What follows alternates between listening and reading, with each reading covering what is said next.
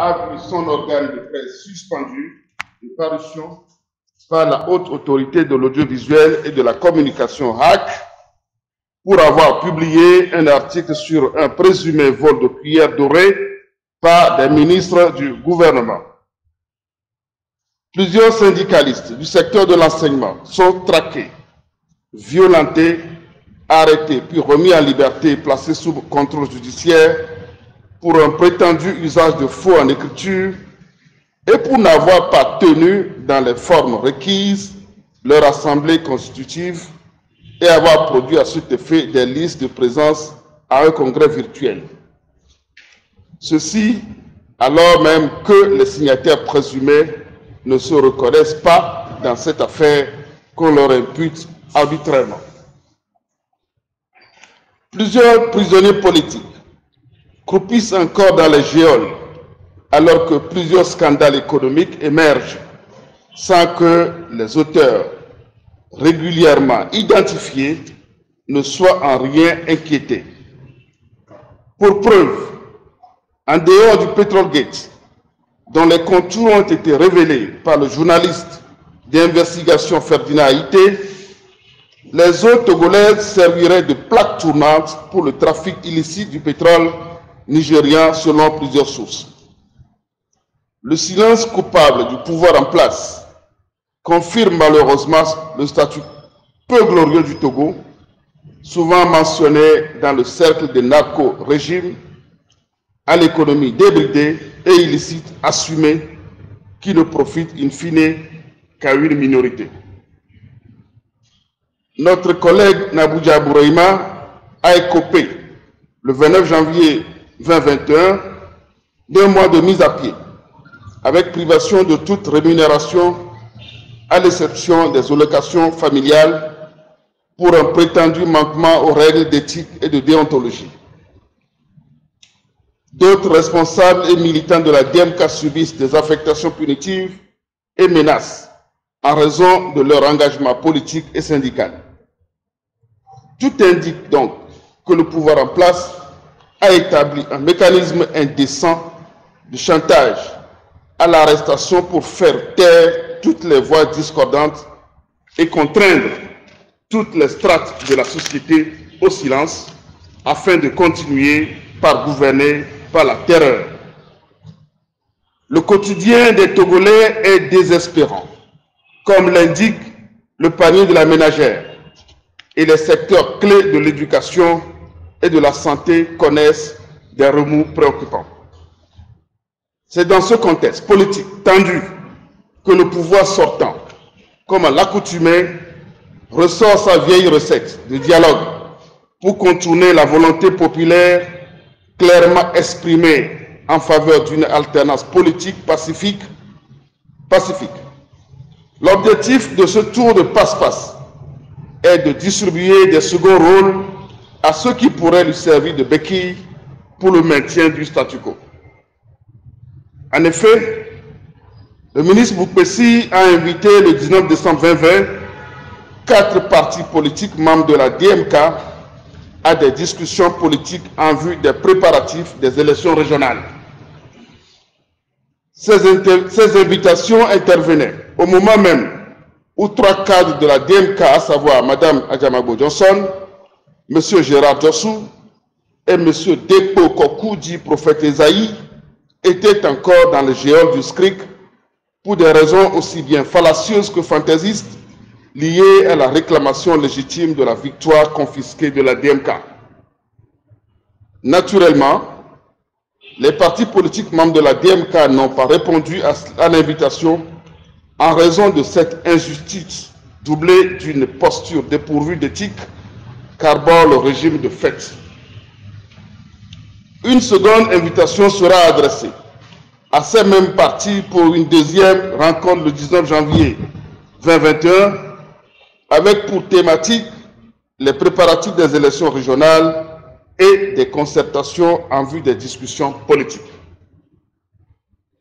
La dynamique Monseigneur Podro a jugé utile de donner suite à cette invitation du ministre Boukpessi par un courrier en y exprimant notre disponibilité à prendre part à toute discussion qui ferait attention aux préoccupations qui sont les nôtres et qui contribuerait à la bonne gouvernance politique de notre pays.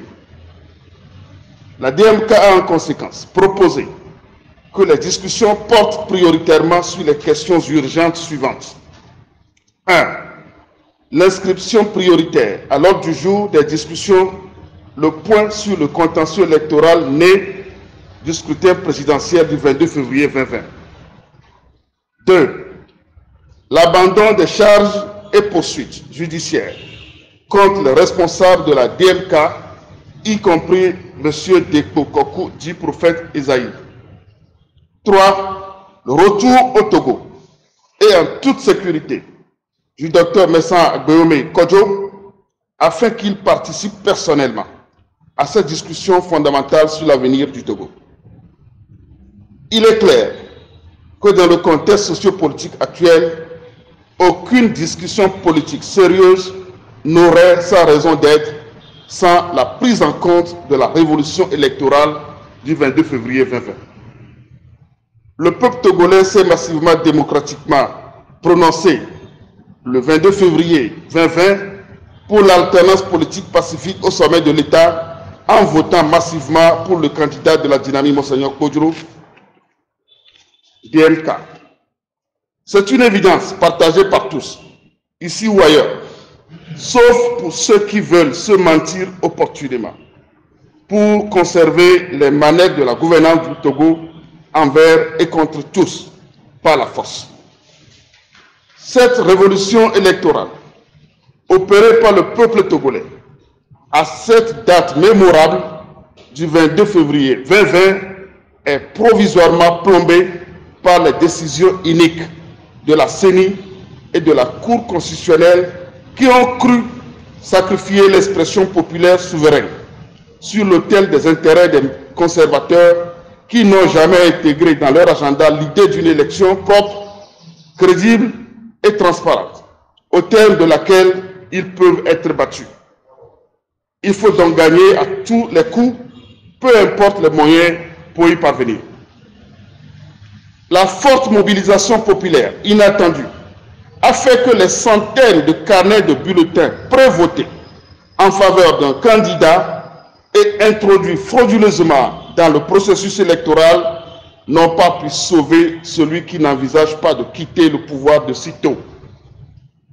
La ferveur patriotique suscitée par la DMK, avec l'implication personnelle de l'archevêque métropolitain émérite de Lomé, a boosté de 20% le taux de participation, déjouant ainsi toutes les velléités de victoire frauduleuse classiques par les urnes, nonobstant les entorses diverses au processus électoral. Les institutions chargées des élections, que sont la CENI et la Cour constitutionnelle, ont attribué au président sortant des chiffres imaginaires qu'elles ont été chacune à son niveau incapables de justifier notamment un décompte du résultat bureau de vote par bureau de vote, comme exhorté par plusieurs partis politiques et le département d'État américain. La dynamique Monseigneur Kodjo tient à rappeler à l'opinion nationale et internationale que ni la violence d'État planifiée et orchestrée contre le peuple en général et contre les responsables de la DMK en particulier, à travers les acharnements judiciaires contre ses principaux cadres, ni les tentatives d'élimination physique du président Agbeome Kodjo ne sauront arrêter le combat pour la vérité des urnes, pour apaiser les cœurs meurtris et révoltés des votants qui ont décidé de tourner la page du RPT Winier et de ses avatars qui régent notre pays depuis plus d'un demi-siècle. Ce choix historique ne saurait être putrifié par les combines des réseaux malfaisants et la répression pour brider nos libertés publiques, nos droits élémentaires et l'avenir de toute une jeunesse épicentre du génie collectif et de créativité pour un développement durable pour nous imposer le statu quo qui a déconstruit la société togolaise et mis à lambeaux les valeurs qui fondent notre vivre ensemble harmonieux. Non, on ne peut fermer rapidement ce dossier du contentieux post-électoral sans l'avoir vidé et se précipiter comme pour la proclamation des résultats provisoires pour d'autres urgences de la gouvernance politique, notamment l'organisation des élections régionales qui s'inscrivent dans le cadre de la politique de décentralisation de notre pays. Déporter ce contentieux sur une autre élection n'a aucun sens, car quel électeur se déplacera pour aller voter s'il est conscient que son vote ne compte pas? Et pour cette étape de la décentralisation, aucun bilan n'a été tiré du fonctionnement des communes qui, à peine, commencent par fonctionner sans les infrastructures adéquates et dépourvues d'administrateurs techniques pour monter des projets pour l'épanouissement des populations à la base. En accord avec le député français Nadeau Sébastien, membre de la Commission des Affaires étrangères et grand défenseur des principes démocratiques, la DMK estime que ceux qui pensent qu'il est temps de passer en perte et profit ce coup d'État électoral ne sont pas des démocrates, mais plutôt des défenseurs des intérêts partisans. Cet élu de la nation française, sur la base des éléments recoupés, reconnaît la victoire de la DMK et a interrogé par écrit le gouvernement français sur ce qu'il compte faire en urgence pour mettre fin aux brimades contre le candidat de la dynamique et accompagner le peuple togolais dans son combat pour la démocratie. Cette prise de position intervient après celle du président de la France insoumise, Jean-Luc Mélenchon, qui déclarait que la DMK a des arguments solides pour contester la victoire apocryphe du président sortant. La crise post-électorale, occasionnée par la proclamation à la USAM des faux résultats par la CENI et la Cour constitutionnelle, est bel et bien présente dans les esprits de tous les Togolais épris de paix et de justice et qui recherchent l'émancipation et une vie harmonieuse et épanouie. C'est ce qui justifie la disponibilité de la DMK, qui ne trouve aucun inconvénient à engager des discussions politiques avec les usurpateurs du pouvoir confisqué du peuple et au-delà avec tous les acteurs politiques engagés dans la recherche des meilleures solutions pour un mieux-être de chaque Togolaise et Togolais. Toutefois, cette volonté d'apaisement et de décrispation du climat politique dans notre pays ne saurait se confondre à une abdication de notre ferme détermination à faire respecter la volonté du peuple exprimée à travers les urnes le 22 février 2020. Les élections doivent commencer par avoir leur sens dans notre pays aussi. La démocratie, dont les élections sont un instrument de mesure, doit être respectée, conformément aux pertinentes dispositions de notre Constitution, des traités auxquels le Togo est partie et en adéquation avec les règles universellement admises en la matière. Les velléités de banalisation et de déni de la crise post-électorale qu'affiche le régime de fait à Lomé, soutenu par certains acteurs de la classe politique, sont donc un leurre et une grave faute politique et une méprise de la volonté populaire. Il faut régler la crise électorale née des élections du 22 février pour permettre au Togo d'avancer dans le respect de la volonté d'alternance exprimée par les Togolais. C'est justement dans ce but que nous avons également adressé des courriers à tous les partis politiques d'opposition, invités à cette discussion pour leur faire connaître la position de la DMK et solliciter leur adhésion dans l'intérêt supérieur de notre pays, le Togo. La DMK exprime sa vive préoccupation face au manque d'ouverture du régime sortant, qui, balayant d'un revers de main sa position, poursuit la mise en œuvre de son ambition cachée qui est de décapiter la DMK. La DMK tient à remercier tous les partis politiques qui, lors de ces rencontres initiées par le pouvoir de fait, ont pu dire la vérité selon laquelle aucune discussion sérieuse ne peut se faire dans le contexte actuel sans l'implication effective de la DMK, qui est reconnue par tous aujourd'hui comme la principale force politique légitime du pays. C'est l'occasion pour nous de féliciter le comité d'action pour le renouveau, le CAR, qui a pris la décision courageuse et judicieuse de suspendre sa participation à ce pseudo-dialogue. La DMK reste debout et refuse toute forme de compromission tendant à anéantir les efforts du peuple pour se libérer de cette dictature cinquantenaire qui ne cesse de réduire les chances pour notre jeunesse de se construire une trajectoire scolaire et professionnelle et d'assurer la relève du développement de notre pays.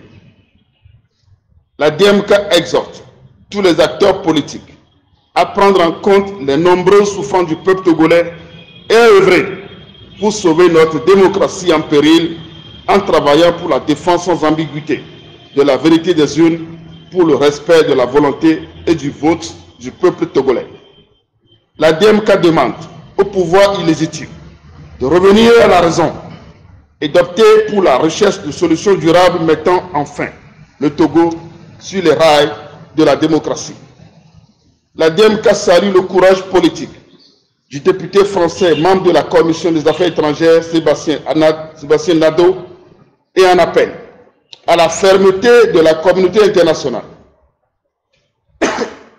en vue du rétablissement de la vérité des urnes au Togo.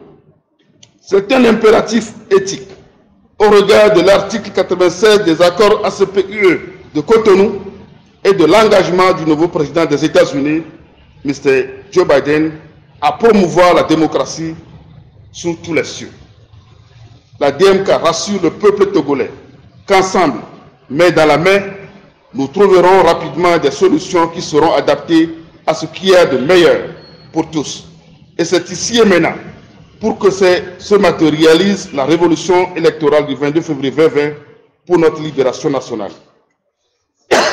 Faite à Lomé le 4 février 2021, la conférence des présidents.